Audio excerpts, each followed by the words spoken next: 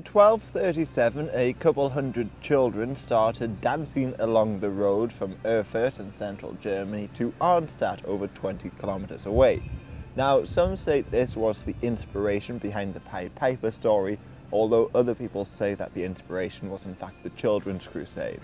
This was one of the first cases, but not the first case, of dancing mania, when people just started to dance randomly. Now, there were larger cases of it in the 14th century. For instance, in 1374, people in Strasbourg started to dance, and the mania swept into the Rhineland and even the Low Countries. One of the most famous, or at least well-documented cases, occurred in 1518 when a woman began dancing in Strasbourg, and within a month hundreds of people had joined her.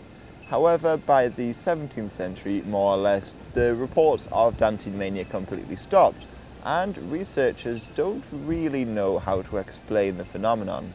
One researcher found out that the majority of dancing was started by somebody who lived outside of town, and he also said that there were a lot of instances of people removing their clothes and even having sex. But every case was different, because there's also a lot of reports of people wearing very bright clothes and often dancing to their death. And many seem to have been, depending on the source, triggered by the colour red. And something very similar happened down in Italy with tarantism. Now, this is when people used to dance away a tarantula bite, and this is probably where you get tarantella music from. But those people didn't seem to like the colour black, and they would often throw themselves in the sea. Now, there are many theories about why this might have happened, but the one I find most interesting and maybe more plausible is ergotism. Now, this is a disease caused by eating the fungus that grows on rye, and it causes convulsions and hallucinations. Plus, the Rhineland and southern Germany produced a lot of rye, so this would explain why the same regions were constantly hit by it.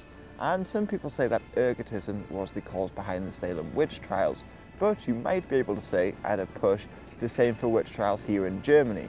For instance, there's Robert Leslie Anderson. Now, he found a connection between the number of witch trials in Swabia and the price of rye. The higher the price, the more diseased crop, so ergotism was in the air. And this could explain why Germany, well, the Holy Roman Empire, then killed a lot more witches. In the Holy Roman Empire, around 30,000 witches were killed, whereas only about 1,000 were killed in Italy, Spain and Portugal combined. Now, personally, I believe there are a lot more factors that play into this number, but this is just a theory that might have played a part in some of the witch trials at least.